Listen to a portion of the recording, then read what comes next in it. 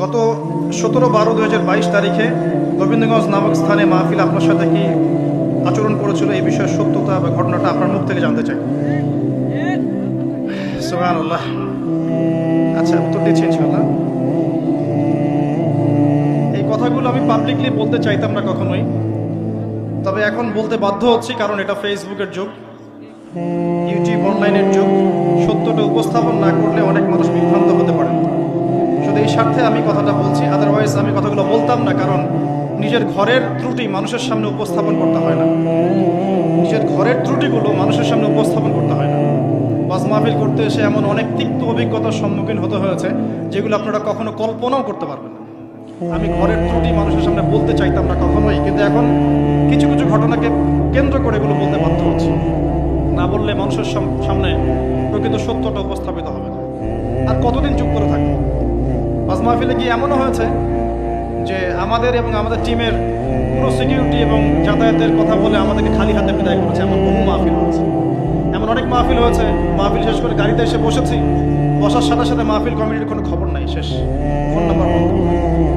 এমন অনেক মাহফিল হয়েছে রাত 2টা 2:30টার দিকে তাদের মনের মতো বক্তব্য না দিতে পারায় বা সেই অপরাধে রাত 2টা 2:30টার দিকে মাঝ রাস্তায় নামিয়ে দিয়ে চলে গেছে আমাদের। এমনও হয়েছে যে আমি যে মাহফিলের পোস্টারে আমার নাম আছে আমি নিজেই জানি না, অথচ আমার নামে 1.5-2 মাস থেকে টাকা কালেকশন করা হয়েছে।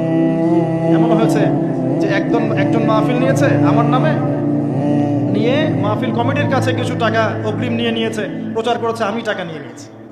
কত কিছু হয়েছে এই জীবনে ফেস করতে আপনি কল্পনা করতে পারেন। প্রসঙ্গে আসি না, যে বিষয়ে প্রশ্ন করেছেন, প্রথম কথা বলি যে আমরা এখন মাহফিল নেই সরাসরি অফিসিয়ালি। এই যে আজকের মাহফিল যারা নিয়েছেন তারা কিন্তু অফিসে আমাদের সাথে যোগাযোগ করেছেন, গিয়ে সশরীরে দেখা করেছেন, দেখা করে আমাদের একটা ফর্মস দিয়েছিলাম, ফিল আপ করেছেন, ক্রাইটেরিয়া ছিল কিছু, তারা এগ্রি করেছেন, মাহফিল নিয়েছেন, সরাসরি সাক্ষাতের মাহফিল নিয়েছেন। তারপরে আমাদের অফিসিয়াল 3টা নাম্বার আপনারা আমাদের পেজে দেখবেন, আমাদের পেজে গিয়ে দেখবেন 3টা নাম্বার দেওয়া আছে, নাম মেনশন করে দিচ্ছি। এক ভাইয়ের নাম জহিরুল ইসলাম নাম দেওয়া আছে, এক ভাইয়ের নাম দেওয়া আছে জাকারিয়া, এক ভাইয়ের নাম দেওয়া আছে মুজাহিদুল ইসলাম। এই 3টা নাম্বার এবং নাম ছাড়া কোনো নাম্বার থেকে আমরা মাহফিল নেই না। ফর্মসগুলো ফিল আপ করা হয়, সাবমিট করে, আমরা অফিসিয়ালি যাচাই বাছাই করে দেখি কোন মাহফিলগুলো আমরা নিব, কোনগুলো নিব না। তারপরে আমরা কন্ট্যাক্ট করি তাদের সাথে যে ভাই আপনার মাহফিল আমরা নিয়েছি, আপনার মাহফিলের বাকি প্রসেসগুলো আপনি ফিল আপ করেন, সিকিউরিটি দেন, পুলিশ প্রশাসনের নিরাপত্তা দেন, থানা থেকে কাগজ নিয়ে আসেন, আমাদের যাতায়াতের বিষয়গুলো দেখেন, এরপর এগুলো আমরা ফিক্স করি। এত সহজে মাহফিল নেই না। আর এই ঘটনা যেটা, যে আমাদের নামে মাহফিল নেওয়া হয়েছে আমরা সেটা জানি। সেদিন মাহফিল আমার রাতের বেলা, যে তারিখের কথা বলেছেন এই তারিখে রাতে আমার মাহফিল বগুড়ায়, 17 তারিখের কথা বলছি। আমি জানি, আমার ডায়েরিতে এখনো লেখা আছে রাতে মাহফিল বগুড়ায়। তারপরে শুনলাম কিছু দিনী ভাইয়ের মাধ্যমে যে ভাই গোবিন্দগঞ্জ এলাকায় আপনার নামে একটা মাহফিল অ্যারেঞ্জ করা হয়েছে এবং আপনার নামে প্রচুর টাকা পয়সাও তোলা হয়েছে। আমি বললাম কে মাহফিল নিয়েছে, কার মাধ্যমে? আমাদের এক পরিচিত ভাইকে দেখিয়ে দেওয়া হলো যে এই ভাইয়ের মাধ্যমে মাহফিল নেওয়া হয়েছে, অথচ সেই ভাইয়ের সাথে আমাদের এই মাহফিল নিয়ে যার্রার পরিমাণ কোনো কথা হয়নি, যে আল্লাহ সাক্ষী আছে, কোনো কথা হয়নি। এবং সে আরেক ভাইয়ের মাধ্যমে, থার্ড পার্টি, মাঝখানে একটা থার্ড পার্টির মাধ্যমে ওই কমিটির সাথে কমিউনিকেট করে মাহফিল ফিক্স করেছে। আমরা জানি না। মাহফিলের 2 দিন আগে তারা এসে হাতে পায়ে কান্নাকাটি শুরু করেছে যে ভাই মাহফিল অ্যারেঞ্জ হয়ে গেছে, আল্লাহর ওয়াস্তে 30টা মিনিট হলেও সময় দিয়ে, মাহফিল অ্যারেঞ্জ করে ফেলেছি, টাকা পয়সা তোলা হয়ে গেছে, আপনি যদি না আসেন 10টা মিনিট, 30টা মিনিট বলছে, 10টা মিনিটের জন্য আসেন, 30টা মিনিটের জন্য আসেন, এসে গেলে চেহারাটা দেখায় চলে যায়, না হলে জনগণ আমাদেরকে পিটাই শেষ করে ফেলে।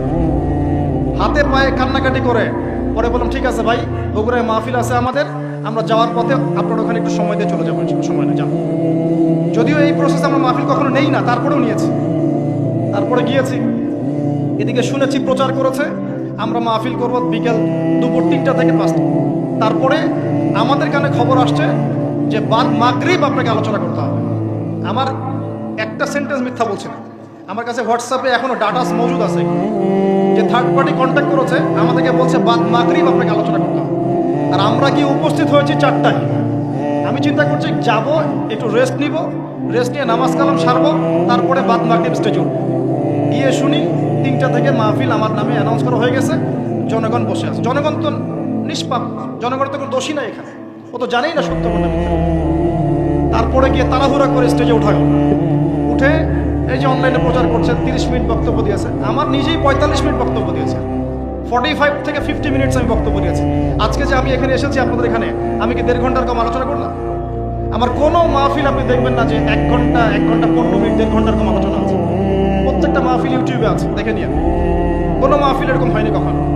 তারপর আলোচনা শেষে আমি তারপরে বলছি যে আপনারা সবাই বসেন, ইনশাল্লাহ মাগরিবের নামাজ হবে, এখানে আমরা নামাজ পড়বো, নামাজ পড়ার পর ইনশাল্লাহ আলোচনা হবে, প্রশ্নোত্তর পর্ব হবে। এর মধ্যে শুনলাম আমাদের ইউটিউবারে যে ভাইরা, যে ভাই যে সামনে এখনো বসে আছে, এই ভাই সহ আমার ইউটিউবের প্রায় 8 থেকে 10 জন সদস্য আছে। 8 থেকে 10 জনের কোনো সদস্যকে তারা এখানে বসতে দেয় নাই এবং এই ক্যামেরা সেট করতে দেয় নাই। বরং 2 জন ভাইকে গলায় ছুরি ধরেছে, ক্যামেরা সেট করা যাবে না। ওদেরকে জিজ্ঞেস করে দেখেন, ওরা সাক্ষী নিয়ে দেখেন। ক্যামেরা ছুরি ধরেছে, গলায় ছুরি ধরে এই যে ক্যামেরা সেট করা যাবে না। একজনকে গলায় ফাঁস পেটিয়ে দিকে নিয়ে গেছে। মানে পুরোটা আগে থেকেই পরিকল্পনা করা ছিল যে কিছু একটা হবে। ক্যামেরা বসতে দিচ্ছে না কেন? এই যে ক্যামেরায় রেকর্ড আছে, আজকে আমি যা বলছি, যা আলোচনা করেছি, তো সেদিন ক্যামেরা কেন বসাতে দিল না? ইউটিউবারদের ক্যামেরা কেন বসাতে দিল না? ক্যামেরা থাকতো, দেখতো মানুষ কি হচ্ছে। ক্যামেরা ভাঙচুর করা হয়েছে, ক্যামেরা বসাতে দেওয়া হয়নি। আলোচনা করেছি, আলোচনা পরে বললাম বসেন, চলে আসবে। এরপরে এই যে ছেলেটাকে আপনারা দেখেছেন ভিডিওর মধ্যে, এই ছেলে তার ক্যাডার বাহিনীকে নিয়ে, এবং তার একটা শেল্টার ছিল, একটা পলিটিক্যাল শেল্টার, সে এসে পুরো স্টেজে উঠে যাচ্ছে তাই বিহেভ করেছে আমাদের সাথে। কথাবার্তা সিরি এমন যে আপনাদেরকে টাকা দিয়ে নিয়ে আসি, ভাড়া দিয়ে নিয়ে আসি, যতক্ষণ বলবো ততক্ষণ আলোচনা করতে হবে, 2 ঘন্টা আলোচনা করতে হবে। এইসব কথা শোনার পর কোনো আলেম বসে থাকতে পারে? কোনো আলেমের ব্যক্তিত্ব গায়রত থাকলে সে কি বসে থাকতে পারবে এখানে? আমি তখন বললাম যে কত টাকা দিয়েছেন আপনি? ভিডিও দেখেন। সে বলছে আপনার ওই যে এই মাধ্যমে প্রোগ্রাম নিয়েছে, ওকে 20,000 দিয়েছি। অথচ ওই মাধ্যমের ওই ব্যক্তি যাকে বলা হচ্ছে আব্দুল আলিম না কি নাম, তাকে আমি চিনি না, জানি না সে কি আমি জানি না সে কি। তারপর তাকে বললাম নিয়ে আসেন, সামনে নিয়ে আসেন, যত টাকা নিয়েছেন ফেরত দেন। আমার এসব অপমান হওয়ার কোনো প্রয়োজন নাই। প্রয়োজনে টাকা পয়সা হাদিয়া তো সব নিয়ে যান, মাহফিল করার দরকার নেই। জনগণ দেখলো যে একটা হট্টগোল শুরু হয়েছে। অডিয়েন্স সবাই আমাদের পক্ষে ছিল, অডিয়েন্স সবাই আমাকে নিয়ে আলহামদুলিল্লাহ সিকিউরিটিতে গাড়িতে উঠে গেছে। আর আমার সাথে যে ছিল, এক ছেলে মুজাহিদ, এই ছেলে আর আরো 2 ভাই ক্যামেরাম্যান, সবগুলোকে তারা বেধর পিটিয়েছে। দেখেছেন ভিডিওতে কি করেছে, এবং ক্যামেরা ভাঙচুর করেছে। ক্যাশ টাকা 50,000, 50,000 টাকা মুখের কথা নাকি? উল্টা 36,000 টাকা আমাদের ছিনতাই করেছে। হাত ঘড়ি ছিনিয়ে নিয়েছে, হাত ঘড়ি নিয়েছে, ক্যামেরা ভাঙচুর করেছে, টাকা ছিনতাই করেছে, পিটিয়েছে, অপমান করেছে, ঘরে আটকে রেখেছে। এর পিছনে কারণগুলো কি ছিল আমি পরে আপনাদেরকে বলব, তার আগে আরেকটা জায়গায় আসে। এরপরে আমরা মাজলুম হয়ে আমার প্রশাসনে যে ভাই ব্রাদাররা আছেন পরিচিত, তাদেরকে ফোন দিলাম। আমি একা ফোন দিয়ে আমার যে ড্রাইভার ভাই আছেন তাকে নিয়ে থানায় গেলাম। গিয়ে সেখানে গিয়ে আমি আমাদের পক্ষ থেকে একটা মামলা দায়ের করলাম। আমাদের প্রশাসনের র্যাব এবং পুলিশের যে ভাইরা আছেন তারা সিকিউরিটি দিয়ে আমার ভাইদেরকে ছাড়িয়ে নিয়ে আসলো। আসার পর আমরা ইউটিউবার ভাইরা সবাই মিলে থানায় বসে আছি। এই যে ভাইরা এখনো বসে আছে। তারপরে আমরা বললাম যে এর বিপক্ষে ব্যবস্থা নিতে হবে। আমরা একটা মামলা দায়ের করলাম। আশ্চর্যের বিষয় হচ্ছে, মামলা দায়ের করার ঠিক পরেই তার পরের দিন 2টা ভিডিও চলে আসলো, একটা জাগো নিউজ, একটা হচ্ছে 24। সেখানে আপনারা দেখতে পারবেন ভিকটিম আমরা, মাজলুম আমরা, মার খেলাম আমরা, সাক্ষ্য নেওয়া হচ্ছে আসামির। আসামি সাক্ষী দিচ্ছে কি হয়েছে কি হয় নাই। একটা ন্যাশনাল নিউজ যদি প্রচার করতে চান, আপনাকে পক্ষে বিপক্ষের কথা নিতে হবে না? একটা ন্যাশনাল নিউজ প্রচার করবেন, তাহলে বাদী বিবাদী উভয়ের কথা শুনতে হবে না? যার নামে মামলা করেছি সে দাঁড়িয়ে বলছে যে জনগণ নাকি আমাদেরকে পিটিয়েছে, ও নাকি আমাদেরকে গাড়িতে তুলে দিয়েছে। অথচ ভিডিওটি স্পষ্ট দেখা যাচ্ছে ওই ছেলে আমার ছোট ভাইকে টানা হাসরা করছে, গায়ে হাত তুলছে, ভিডিও স্পষ্ট দেখা যাচ্ছে।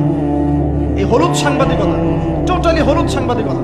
যারা ভিকটিম হলো তাদের বিরুদ্ধে ওরা এই সাংবাদিকতা করবে, আর যারা জালেম তাদের পক্ষ নিয়ে সাংবাদিকতা করবে।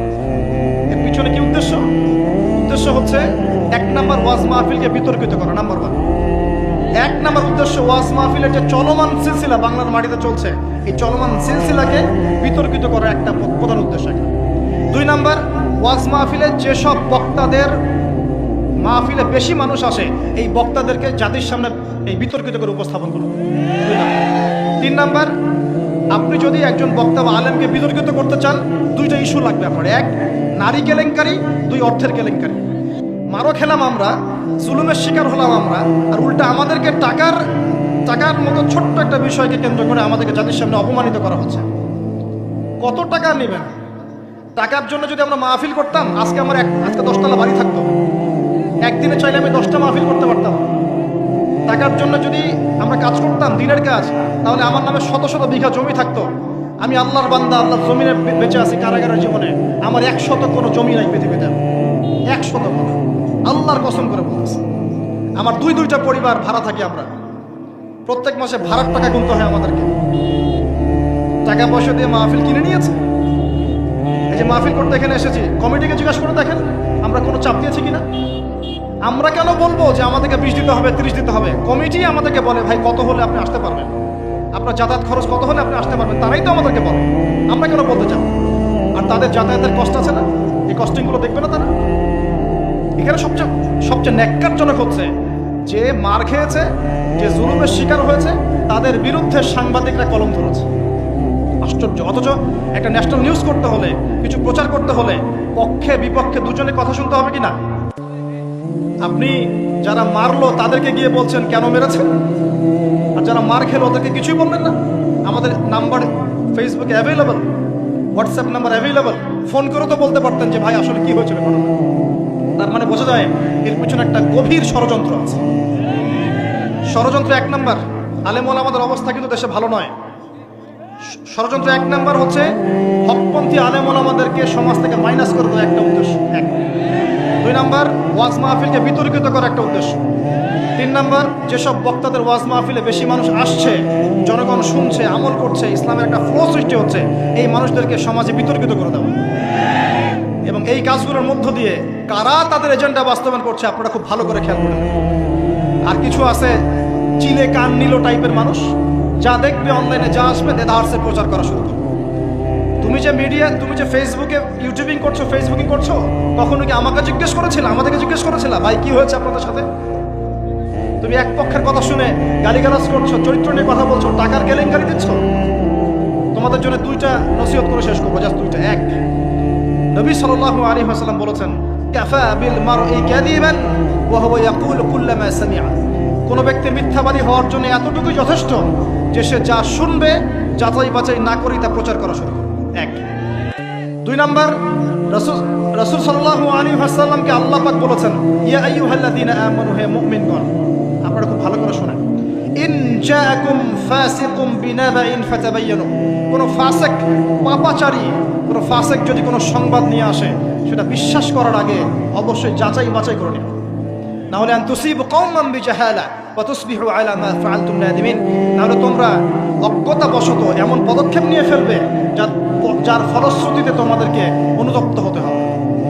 আর সবচেয়ে কষ্ট পেয়েছি আমি এখানে, কিছু আলেম ওলামাও এর পক্ষে সাফাই গাওয়া শুরু করেছে। আমি এই জায়গায় কষ্ট পেয়েছি। শোনেন, আজকে মজা নিচ্ছেন, ট্রল করছেন, করেন, এটা আপনার দিকেও আসবে ইনশাআল্লাহ, দেখে নিন। কারণ এটা শুধু আমাকে উদ্দেশ্য করা নয়, এর উদ্দেশ্য হচ্ছে পুরো ওয়াজ মাহফিল এবং আলেম ওলামা এবং পুরো কমিউনিটিকে বিতর্কিত করা। আপনার উচিত ছিল নিজের ভাইয়ের পাশে এসে দাঁড়ানো, আপনি উল্টা মজা নিয়েছেন। এগুলো আল্লাহর আরশ পর্যন্ত পৌঁছে গেছে ইনশাআল্লাহ। আল্লাহ পাক অচিরেই এর ফলাফল নাযিল করবে ইনশাআল্লাহ। আমি তো কিছু করতে পারবো না, মামলা দিয়েছি, মামলার কি হবে আল্লাহ ভালো জানে। উল্টা তাদের পক্ষেই মানুষ কাজ করছে। আমি শুধু এতটুকু বলছি, আল্লাহর কাছে হাত তুলে দোয়া করছে, আল্লাহুম্মা ইন্না নাজআলুকা ফি নুহুরিহিম ওয়া নাউযু বিকা মিন শুরুরিহিম। আল্লাহুম্মা আকফিনিহিম বিমা শি'তা, আল্লাহুম্মা মুনজিলাল কিতাব ওয়া সারি'আল হিসাব, ইহসিমিল আহজাব, আল্লাহুম্মা ইহসিমহুম ওয়া জালজিলহুম। এই দোয়ার অর্থ যারা বুঝবেন জেনে নিয়েন যে আমি কি দোয়াটা করছি। আমি আল্লাহর কাছে দোয়া করছি আল্লাহ পাক সত্যের পক্ষে থাকেন, মিথ্যার বিপক্ষে থাকেন। এখানে ইসলামের বদনাম হয়েছে, আলেমের বদনাম হয়েছে, এবং আল্লাহর দ্বীনের দায়ীদেরকে আঘাত এসেছে, ইউটিউবারদেরকে আঘাত করা হয়েছে, এবং মিথ্যা প্রপাগান্ডা চালিয়ে চরিত্র হনন করা হয়েছে। আল্লাহর কাছে দোয়া করছে আল্লাহ পাক যেন একাই এই জালেমদের বিরুদ্ধে আমাদের পক্ষে যথেষ্ট হয়ে যান ইনশাআল্লাহ। আমরা দোয়া করছি আল্লাহ পাক যেন এদের এবং আমাদের মাঝখানে ফয়সালাকারী হিসেবে আল্লাহ পাকই যথেষ্ট থাকেন ইনশাআল্লাহ। আল্লাহুম্মা মুনজিলাল কিতাব, আল্লাহ পাক কিতাব নাজিলকারী, সারি'আল হিসাব, দ্রুত হিসাব গ্রহণকারী, ইহসিমিল আহজাব, এই জালেমদের এই দলটাকে আল্লাহ পাক ভেঙে দিবেন ইনশাআল্লাহ। আল্লাহুম্মা জালজিলহুম আল্লাহুম্মা হজিমহুম ওয়া জালজিলহুম।